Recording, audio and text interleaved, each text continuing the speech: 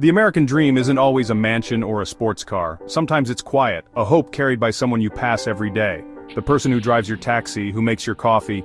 Their stories are everywhere, but we rarely listen. We see the uniform, not the journey. These are the stories of quiet heroes building new lives from scratch. They work while the city sleeps, hope when things are hard. This is one of those stories.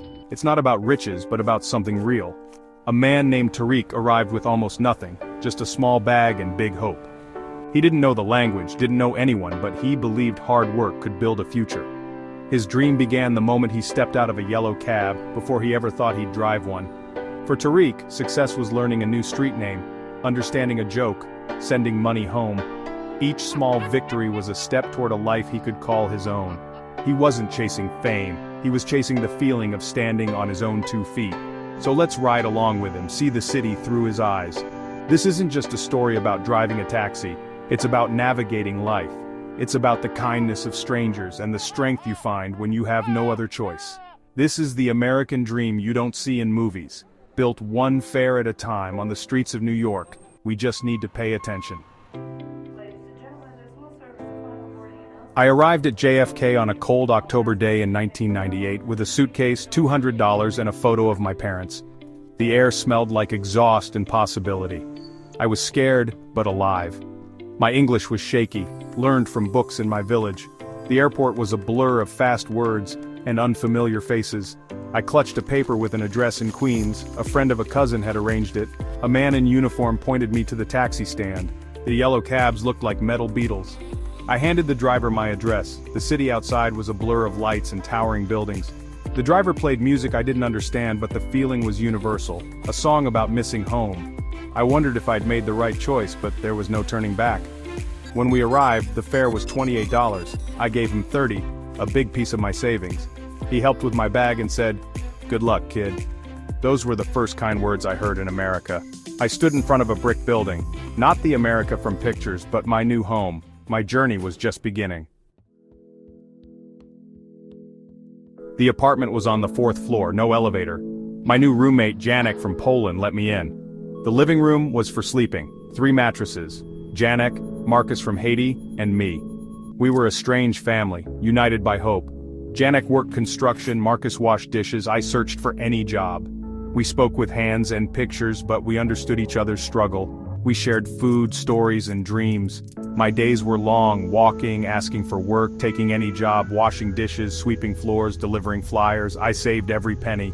At night we talk about home and our dreams. Janek wanted to bring his family, Marcus wanted to be a nurse. I wanted to make my parents proud. We gave each other hope. That little room in Queens was more than an apartment, it was our starting line. After months of odd jobs, Marcus told me about driving a taxi. The idea scared me, learning the city, talking to strangers, my English still rough. But I needed a real job, so I studied for the test, memorized maps, learned bridges and tunnels. My first day was a disaster. I got lost, passengers yelled, I made little money. I thought about quitting, but I remembered my roommates and my family. I went back the next day and the next. Slowly, I learned the shortcuts, the flow of traffic, how to talk to passengers. The taxi became my school, my yellow university. Every day I learned something new about the city and about myself.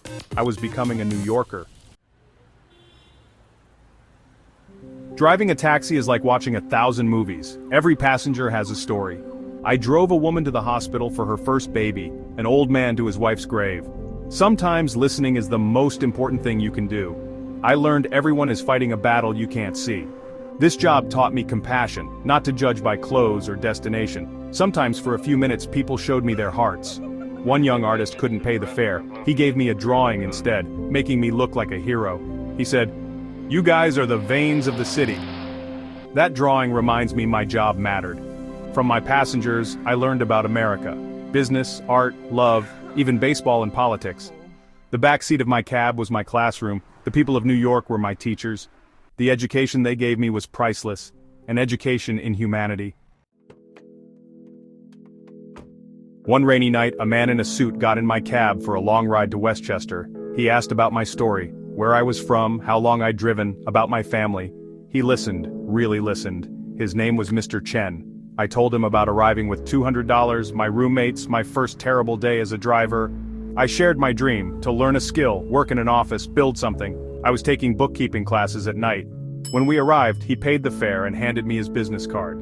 He said, "You're smart and hardworking. Call my office Monday. I can't promise a job, but I can promise a chance." That card felt like a key, a door I never thought would open. That night, I realized the American dream isn't just about hard work, it's about opportunity, and sometimes, it comes when you least expect it. I called Mr. Chen's office. My hand shook. I got an interview, bought a new shirt, and did my best. Mr. Chen offered me an entry-level job, less pay than driving, but a start. I quit the taxi, gave back the keys, and started over. My first day was like my first in the cab. I was lost, made mistakes, but worked harder than anyone. Mr. Chen became my mentor. I learned everything: shipping, customs, clients. Years passed, I moved up bookkeeping, logistics, sales, manager. I saved my money, never forgetting what it was like to have only $200. After 10 years, I started my own small import-export business. At first it was just me in a tiny office. It was hard, but it grew. Today I have 10 employees, some immigrants just like I was. I try to give them a chance, like Mr. Chen gave me. My American dream was never about a big house or fancy car. It was about building something, creating opportunities for others. It's a dream of hope, grit, and giving back. The dream is still alive, you just have to work for it. And sometimes you have to take a chance on a stranger in the rain.